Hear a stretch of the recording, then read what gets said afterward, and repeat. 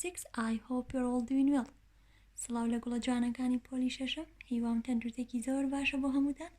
گوڵە جوانەکانم، ئەمڕۆ ئاشنابین بەوانەی دووەم لە بەشی نۆیەم. Honey students, before the new lesson, in the last lesson, we studied about ratio, equivalent ratio, rate, and unit rate. In this lesson, we will talk about ratio and similar figures. Page 201. Are you with me? Good job. Let's start. Honey students, for this lesson we have these vocabularies: corresponding sides and corresponding angles. Honey students, did you remember similar figures? Yes, when we have two figures or more, so they have the same shape, so they are similar figures. گوڵەکانم ئەگەر هاتوو دوو پۆلیگۆن یان چەند پۆلیگۆنێکمان هەبوایە واتە چەند لاکان، ئەگەر هاتوو هەمان شێوەیان هەبوایە پێمانەوە چی؟ هاوشێوەی یەکترن، similar figures. گوڵەکانم ئەگەر هاتوو سەیری ئەم دوو شێوەیە بکەن ئایا هاوشێوەی یەکترن؟ ئەتوانی پێم بڵیت؟ دەستخۆش، they are similar figures. گوڵەکانم لە هەموو دوو شێوەیەکی هاوشێوبوودا ئێمە لای هاوجێبوونمان هەیە و هەروەها گۆشەی هاوجێبوون. واتە چی لای هاوجێبوون و هەروەها گۆشەی هاوجێبوون؟ گوڵەکانم ئەگەر هاتوو سەیری ئەو لایانە بکەن کە لە وێنە گەورەکەیە هەیە، واتە لە شێوە گەورەکەیە هەیە، و هەروەها سەیری هەمان ئەو لایە بکەن کە هاوشێوەی چییە؟ ئەو لایی کە لە شێوە گەورەکەیە هەیە پێیان دەڵێن چی؟ corresponding sides. هەروەها ئەو گۆشانەی کە لە شێوە گەورەکەدا هەیە و هەروەها هەمان گۆشەمان هەیە لە شێوە بچووکەکەیان. باشە گوڵی من، ئەو کاتە پێیان دەڵێن چی؟ corresponding angles. وەکو چی وایە گوڵی من، ئەگەر هاتوو ئێمە ڕەسم بگرین باشە شوێنەکە خۆی گەورەیە بەڵام کە دواتر ڕسمەکەیەتەوە بەر دەستمان بچووک بۆتەوە نییە، بەڵام هەمان شوێنە لە هەمان شوێن ڕسممان گرتووە نییە، وا دانێ ڕسمە گەورەکان یاخود فیگەرە گەورەکەیان شوێنەکەیە و فیگەرە بچووکەکەیان پێگاتووە لەوەی کە ڕسمەکەمان وەرگرتوێتەوە. باشە گوڵی من، ئێستا گەر هاتوو سەیری ئەم دوو شێوەیە بکەین بزانین لە هاوجیەکان و هەروەها گۆشە هاوجیەکان جیاکەینەوە. گوڵەکانم سەرەتا لە هاوجیەکان جیا دەکەینەوە و پۆلێنیان دەکەین بزانین ئەو لایانەی کە لە پۆلیگۆنە گەورەکە هەیە هاوجەیە لەگەڵ کام لایەک لە لاکانی پۆلیگۆنە بچووکەکەیان. باشە ئەگەر هاتوو سەیری لاین سیگمنتی AC بکەین لەگەڵ کام لایە هاوجەیە؟ دەستخۆش، line segment AC corresponding to line segment MN. بەم شێوەیەش ئەینووسین گوڵی من، ئەڵێن line segmenti AC corresponding to line segment MN.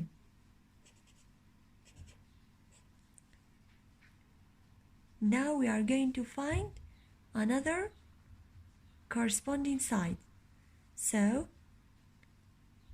line segment AB is corresponding to line segment ML. How to write it? Like that. Line segment AB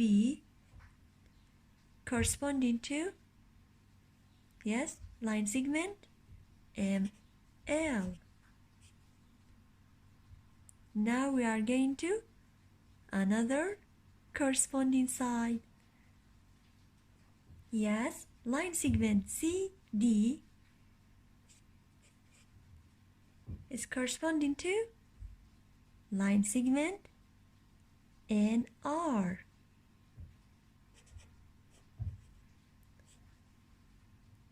And line segment BD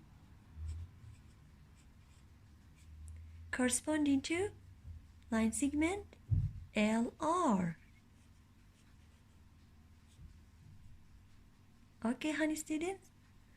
کەواتە گوڵی من زۆر ئاسانە لە دوو شێوەی هاوشێوەدا ئەو لایانەی کە لە یەکتریەچن پێیان دەڵێن چی corresponding sides واتە لا هاوجێکان هەروەکو چۆن لێرەدا پۆلێنمان کرد لە ئێستادا بە هەمان شێوە ئەو گۆشانەی کە هاوجێن پۆلێنیان دەکەین واتە گۆشە هاوجیەکان جیا دەکەینەوە لەگەڵ مابن گوڵەکانم ئەمە سوودی لێبینین بۆ شیکارکردنی پرسیار واتە هەندێک جار لە هاوشێوەی فیگەرەکەدا درێژی یەکێک لە لاکان دیار نییە یاخود یەکێک لە گۆشەکان نەزانراوە تۆ هیچ سوود لە هاوشێوەکەیە بینیت ئێستاش بە ئەو گۆشانی کە هاوجێن جیایان کەینەوە لەگەڵ مابن. So angle A is corresponding to angle M. How to write it? Like that, we are going to write angle A. Angle A corresponding to angle M. Angle M. Angle C corresponding to angle N. واتە گۆشەی C هاوجێ لەگەڵ گۆشەی N. باشە گوڵی من؟ Angle B is corresponding to angle L. Angle D is corresponding to angle R. Sorry. کەواتە گوڵی من گۆشە هاوجێکانمان پۆلێن کرد هەروەکو لا هاوجێکان کەواتە لە دوو شێوەی هاوشێوەدا گۆشە و لای هاوجێمان هەیە کەواتە گۆشە هاوجێکان و لا هاوجێکان لە دوو شێوەی هاوشێوەدا جێت دەبن ئێستاش با بە نمونە زیاتر ڕوونی بکەمەوە لەگەڵ مابن. Honey students, look at this example. Name the corresponding sides and angles. Write the ratio of the corresponding sides in simplest form. گوڵەکانم لا هاوجێکان و گۆشە هاوجێکان ناوەنین یاخود ئەیان نووسین و پاشان ڕێژەی لە هاوجێکان بە سادەی بۆم بنووسە واتە چی گوڵی من سەرەتا هیتۆ ئەو لایانی کە هاوجەیە ئەینووسیت و هەروەها گۆشە هاوجیەکانیش دەنووسین و پاشان ڕێژەی لە هاوجیەکان دەنووسین ڕەشیۆ لە وانەی ڕابردوودا باسمان کرد ڕەشیۆ چی بوو گوڵی من بەراوردی نێوان دوو هێند بوو واتە دوو ژمارە کە بە شێوەی چیە نووسرا بە شێوەی فراکشن بیرتانە every fraction is ratio دەستخۆش کەواتە لەگەڵ مابن باجارێ لە هاوجیەکان بنووسین و پاشان گۆشە هاوجیەکان و پاشان ئەو لایانی کە هاوجێن ئێمە چیان لێکەین بە شێوەی چیان نووسین بە شێوەی ڕەشیۆ. Yes, we have two polygons. So they are similar figures. Why? Because they have the same shape. Rectangle BCED is similar to rectangle LMON. Now we are going to write corresponding sides. Line segment BC corresponding to line segment LM. So we write line segment BC corresponding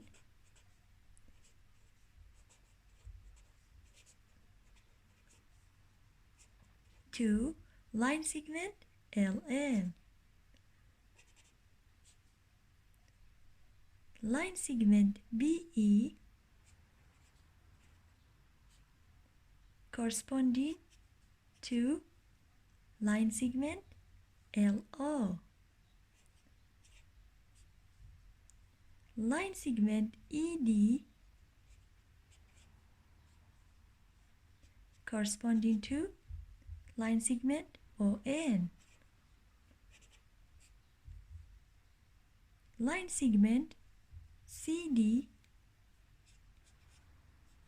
corresponding to line segment NM, or you can say MN.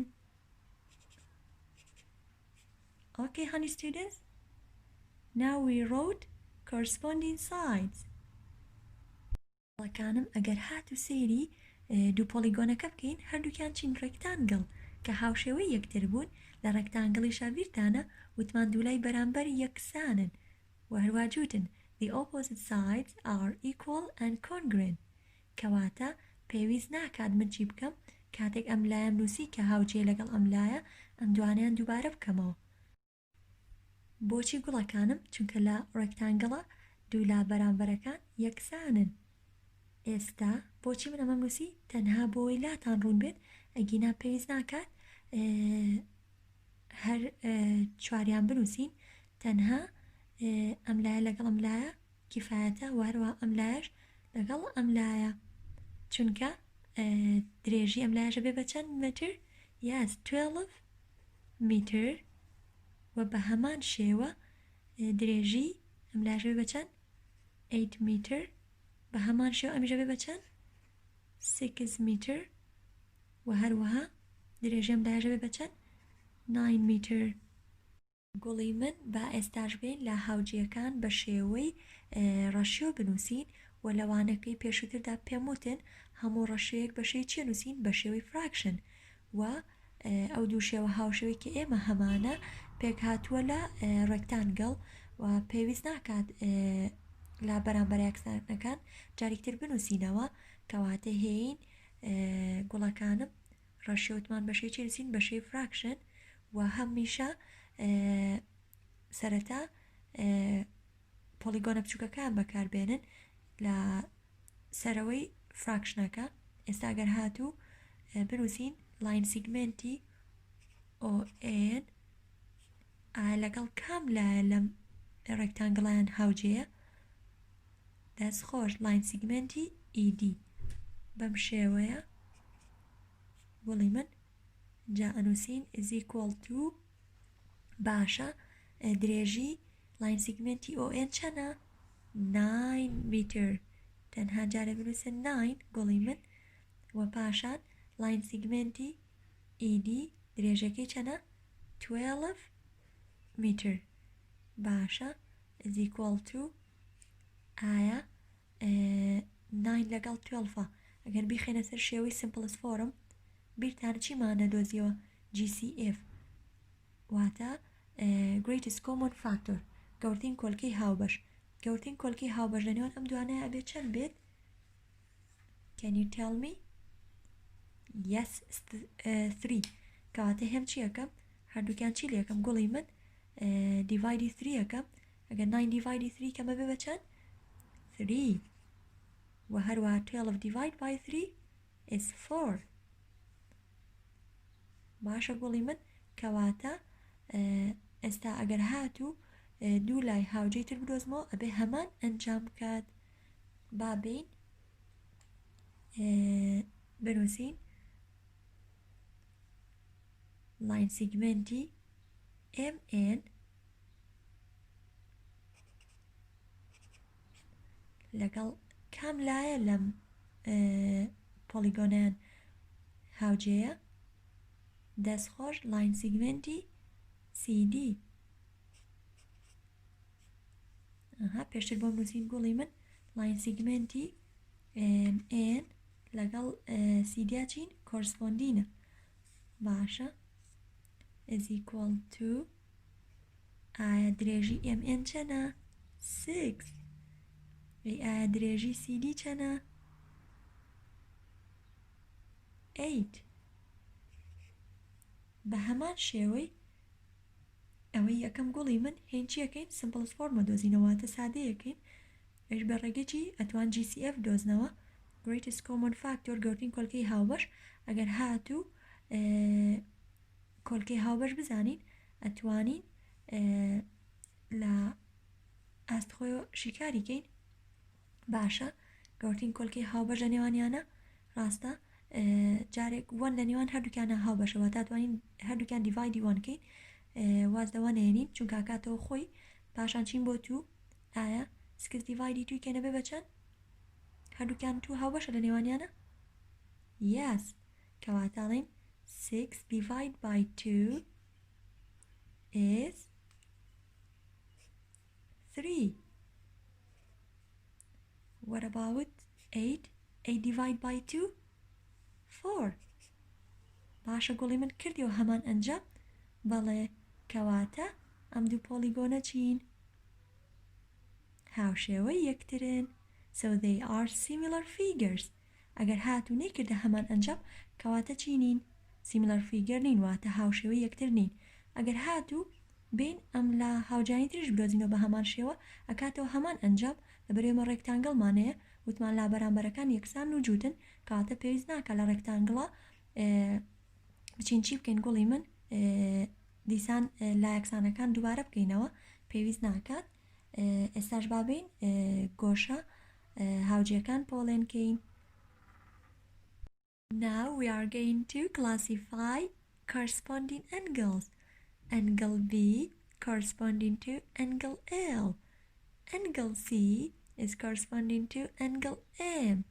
Angle E is corresponding to angle O. Angle D corresponding to angle N. Okay, honey students? Then we have more examples. Find the unknown measures. Are they similar figures? Yes, they are similar figures because they have the same shape. گوڵەکانم ئایا ئەم دوو پۆلیگۆنە هاوشێوەی یەکترن؟ بەڵێ لەبەر ئەوەی هەمان شێوەیان هەیە کەواتە هاوشێوەی یەکترن ڕاستە ئەمەیان بە شەیەکتر وەستاوە بەڵام ئەگەر هاتوو ڕاستی کەینەوە وەکو ئەم ترایەنگڵیان کەواتە هاوشێوەی یەکتر واتە کێشە نابێ ئەگەر هاتوو بە شێوەی یەکتر نەوەستا بوون واتە هەمان شێوە وەستاندنیان هەبێت بەڵام ئەگەر ورد بینەوە بەڵێ هاوشێوەی یەکترن گوڵەکانم کەواتە هاوشێوە بوون سوودی لێبینین بۆەوەی ئەناون مێژەر دۆزینەوە وەکو پێشتر ئاماژەم پێەیە لە هاوجیەکان و گۆشە هاوجیەکان بەکارێنین ئەگەر هاتوو سەیری ئەم دوو ترایەنگڵەکەین لێرەدا ئەناون ئەنگڵێکمان هەیە بەڵام هین سوود لە چیە بینین لە هاوشێوەکەی بۆ ئەوەی گۆشە نەزانراوەکە بدۆزینەوە So we are going to find the unknown angle. So this polygon can help us to find the unknown angle in this polygon. So we are going to write triangle S R Q is similar to triangle T U V. I'm going to use corresponding angle, so this angle is corresponding to angle S. So the measure of this angle is 53 degree. Is also the measure of this angle is 53 degree. Why? Because angle S with angle V are corresponding angles. We are going to write since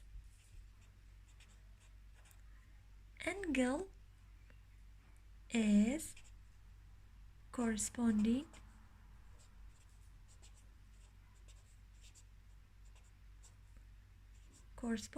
to angle what? V.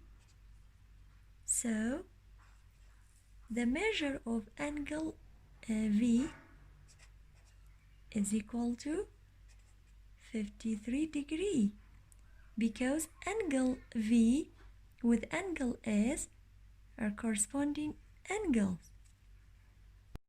كواتا قولي من لبر أوي angle S لقل angle V کۆرسپۆندینن واتە هاوجێن کەواتە ئێمە گۆشەی ئێستا زانین پیاوانەکەی چەنە 53 دیگری کەواتە بە هەمان شێوە پێوانەی گۆشەی ویش پێکاتوە لە چەند 53 دیگری کەواتە لێرە نووسین چەند 53 دیگری لەبەرەوەی هاوجەیە لەگەڵم گۆشەیە وەکو پێشتر ئاماژەم پێەیە گۆشە هاوجیەکان یارمەتیمانێن بۆ ئەوەی ئەناون ئەنگڵ بدۆزینەوە واتە گۆشەی نەزانراو ئاگەر هاتوێستا پێت بڵێم ئەتوانی پێوانەی ئەنگڵی یوم پێ بڵیت ئەگەر هاتو سەیری ئەم ترایەنگڵەکەین هەردوو ترایەنگڵەکە ناویان چییە؟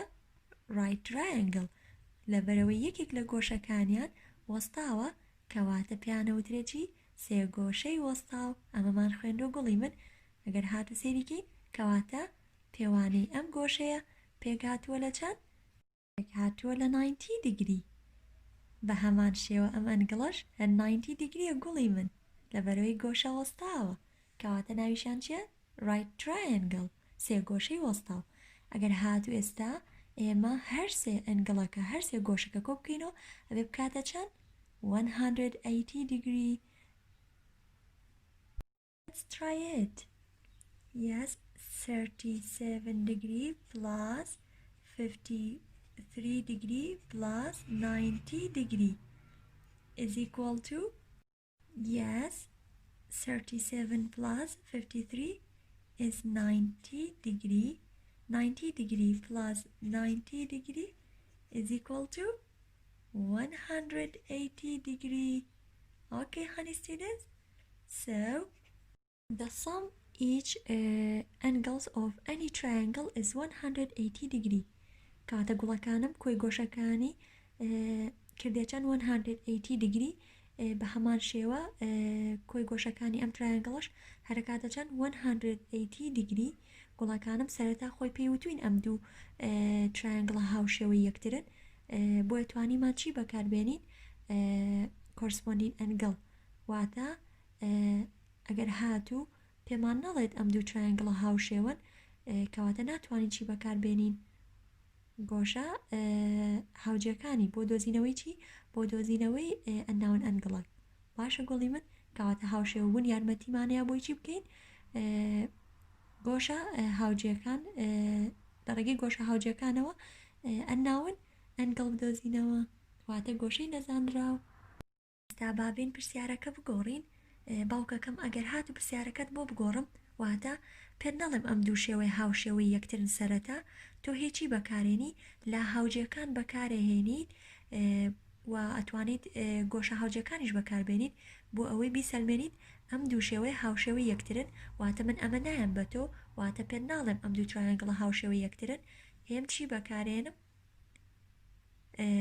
corresponding sides بۆ ئەوەی بیسەلمێنم چی to prove these figures are similar. So this side is corresponding to this side. گوڵەکانم ڕاستە ترایەنگڵەکە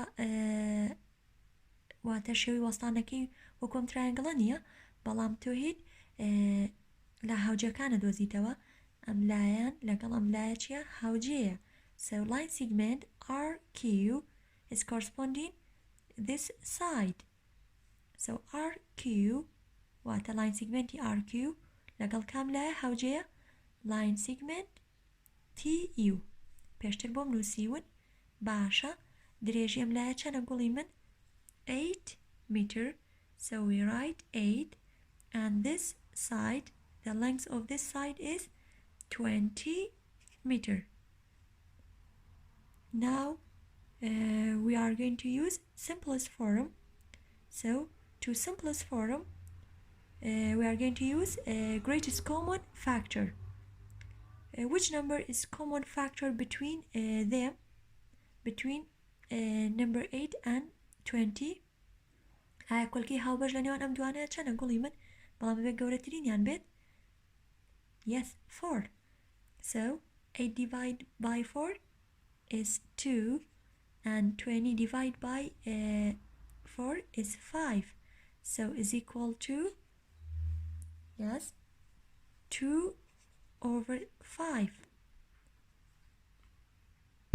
و پاشان ئەم لایە لەگەڵ ئەم لایە هاوجێیە.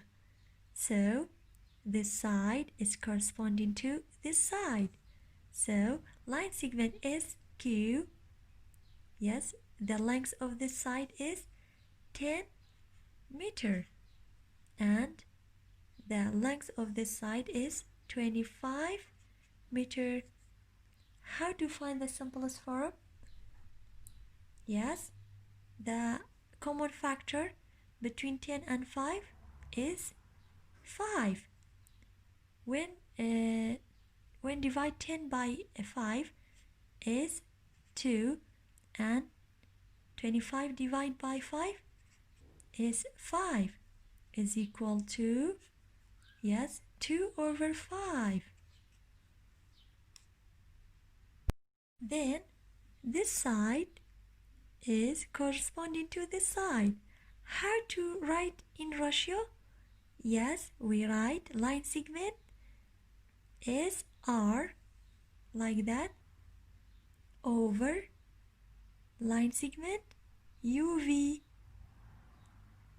So the length of this side is 6 meter and length of this side is 15 meter.